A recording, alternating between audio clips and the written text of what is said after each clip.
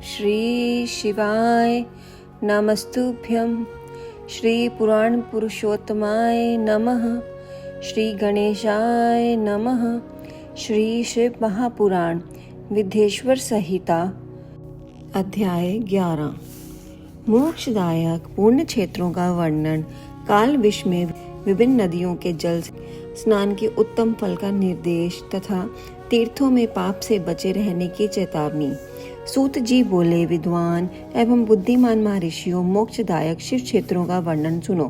तत्पश्चात मैं लोक रक्षा के लिए शिव संबंधी आगमनों का वर्णन करूंगा। पर्वतवन और कनकों सहित इस पृथ्वी का विस्तार 50 करोड़ योजन है। भगवान शिव की आज्ञा से पृथ्वी संपूर्ण जगत को धारण करके स्थित है। भगवान शिव ने भूतल पर विभिन्न स्थानों में वहाँ के निवासियों को कृपा पूर्वक मोक्ष देने के लिए शिव क्षेत्र का निर्माण किया है। कुछ क्षेत्र ऐसे हैं जिन्हें देवताओं तथा ऋषियों ने अपना वास स्थान बनाकर अनुग्रहित किया है, इसलिए उनमें तीर्थ तत्व प्रकट हो गया है। तथा अन्य बहुत से तीर्थ क्षेत्र हैं जो लोगों की रक्षा के लिए स्वयं प्रदुभूत हुए हैं। तीर्थ और क्षेत्रों में जाने पर मनुष्य को सदा स्नान, दान और जप आदि करना चाहिए, अन्यथा वह रोग, दरिद्रता तथा मुक्ता आदि दोषों का भागी होता है। जो मनुष्य इस भारतवर्ष के भीतर मृत्यु को प्राप्त होता है, मैं अपने पुण्य के फल से ब्रह्मलोक में वास कर पुण्यक्षय के पश्चात पुनः मनुष्य योनि में ही जन्म लेता है। पापी मनुष्य पाप करने से दुर्गति में ही पड़ता है। ब्राह्मणों, पुण्य क्षेत्र में पाप कर्म किया जाए तो वह और भी दृढ़ हो जाता है। अंततः पुण्य क्षेत्र में निवास करते समय सूक्ष्म से सूक्ष्म अथवा थोड़ा सा भी पाप न करे। सिंधु और सतलुज नदी के तट पर बहुत से पुण्य क्षेत्र हैं। सरस्वती नदी परम पवित्र और 60 मुख वाली कही गई है, अर्थात उसकी 60 धाराएं हैं।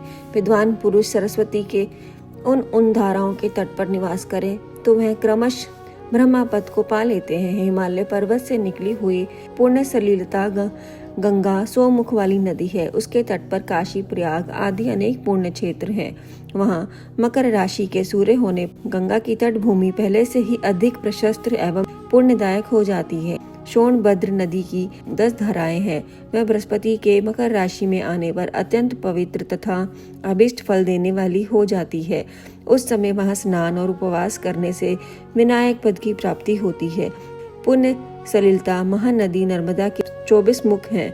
उसमें स्नान तथा उसके तट पर निवास करने से मनुष्य वैष्णव पद को प्राप्त कर लेता है। तमसा के 12 तथा रेवा के 10 मुख हैं। परम पुण्य में गोदावरी के 21 मुख बताए गए हैं। मैं ब्रह्म हत्या तथा गोवध के पाप का भी नाश करने वाली एवं रुद्रलोक देने वाली है। कृष्णवेणी नदी का जल बड़ा पवित्र है। वह नदी समस्त पापों का नाश करने वाली है। उसके 18 मुख बताए गए हैं तथा वह विष्णु लोक प्रदान करने वाली तथा तुंगभद्रा के 10 मुख हैं। वह ब्रह्मलोक देने वाली है।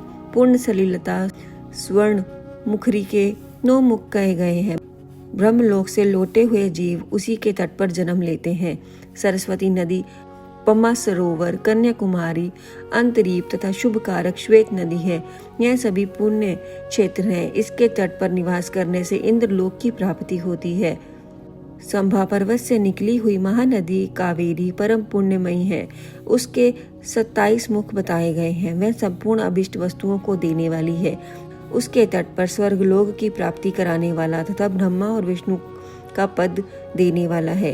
कावेरी के जो तट शिव क्षेत्र के अंतर्गत हैं, वह अभिष्ट फल के साथ ही शिवलोक प्रदान करने वाले हैं। नैमिषारण्य तथा बद्रिका आश्रम में सूर्य और बृहस्पति के मेष राशि में आने पर यदि स्नान करें तो वह उस समय वहां किए हुए स्नान पूरन पूज्य आदि को ब्रह्मलोक की प्राप्ति कराने वाला जानना चाहिए। सिंह और कर्क राशि में सूर्य की क्रांति होने पर सिंधु नदी में किया हुआ स्नान तथा केदार तीर्थ के जल का पान एवं स्नान ज्ञानदायक माना गया है।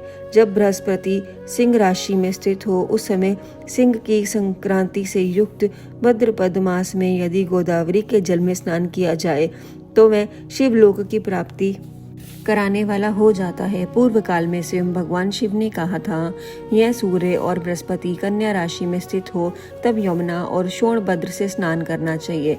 वह स्नान धर्मराज तथा गणेश जी के लोक में महान भोग प्रदान कराने वाला होता है। वह गंगा, यह महर्षियों की मान्यता है, जब सूर्य और बृहस्पति तुला राशि में स्थित हो उस समय कावेरी नदी में स्नान करें। वह स्नान भगवान विष्णु के वचन की महिमा से संपूर्ण अभिष्ट वस्तुओं को देने वाला माना जाता है। जब सूर्य और बृहस्पति वृश्चिक राशि पर आ जाए तब मार्गशीर्ष के महीने में नर्मदा में स्नान करने से शिव श्री विष्णु लोक की प्राप्ति होती है। सूर्य और बृहस्पति के धन राशि में स्थित होने पर सुवर्ण मुखरी किया हुआ स्नान शिवलोक प्रदान करने वाला होता है।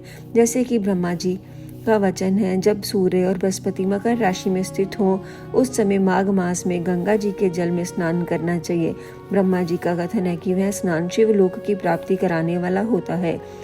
शिवलोक के पश्चात ब्रह्मा और विष्णु के स्नानों में सुख भोगने पर अंत में मनुष्य ज्ञान की प्राप्ति हो जाती है। माघ मास में तथा सूर्य के कुंभ राशि में स्थित होने पर फाल्गुन मास में गंगा जी के तट पर किया हुआ श्राद्ध, पिंडदान अथवा तिलोदक दान पिता और नाना दोनों कुलों पितरों की अनेक पीढ़ियों का उद्धार करने वाला माना गया है। सूर्य बृहस्पति जल मीन राशि में स्थित हो तब कृष्णवेणी नदी में किए गए स्नान की ऋषियों ने प्रशंसा की है। उन महीनों में पूर्वत तीर्थों में किया हुआ स्नान इंद्रपद की प्राप्ति कराने वाला होता है। विद्वान पुरुष गंगा अथवा कावेरी नदी का आश्रय लेकर तीर्थवास करे। ऐसा करने से तत्काल किए गए पाप निश्चय ही नाश हो जाता है। रुद्रलोक प्रदान करने वाला बहुत से क्षेत्र हैं। त्राम्प्रणी और वेगवती, यह दोनों नदियां ब्रह्मलोक की प्रतिरूप फल देने वाली हैं। इन दोनों के तट पर कितने ही स्वर्गदायक क्षेत्र हैं। इन दोनों के मध्य में बहुत से पुण्य प्रदान क्षेत्र हैं। वहाँ निवास करने वाला विद्वान पुरुष वैसा ही फल का भागी होता है। सदाचार, उत्तम व्रति तथा सद्रवाना के साथ उनमें दया भाव रखते हुए विद्वान पुरुष को तीर्थ में निवास करना चाहिए, अन्यथा उसका फल नहीं मिलता। पुण्य क्षेत्र में किया हुआ थोड़ा सा भी पुण्य भी अनेक प्रकार से वृद्धि को प्राप्त होता है तथा वहाँ किया हुआ छोटा सा भी पाप महान हो जाता है। यदि पुण्य क्षेत्र में रहकर ही जीवन बिताने का निश्चय हो तो उससे पूर्ण संकल्प से उसका पहले का सारा पाप तत्काल नष्ट हो जाता है, क्योंकि पुण्य को ऐश्वर्यदायक कहा गया है। हे ब्राह्मणों, तीर्थवास जनित पुण्य कायिक, वाचिक और मानसिक सारे पापों का नाश कर देता है। तीर्थों में किया हुआ मानसिक पाप ब्रजलेप हो जाता है। वह कई कल्पों तक पीछा नहीं छोड़ता, केवल ध्यान से ही नष्ट हो जाता है, अन्यथा नहीं। वाचिक पाप जप से तथा कायिक पाप शरीर को सुखाने जैसा कठोर तप से नष्ट हो जाता है। अंत सुख चाहने वाले पुरुष को देवताओं की पूजा करते हो और ब्राह्मणों को दान देते हुए पाप से बचकर ही तीर्थ में निवास करना चाहिए। इसी के साथ 11वां अध्याय समाप्त हुआ। ओम नमः शिवाय।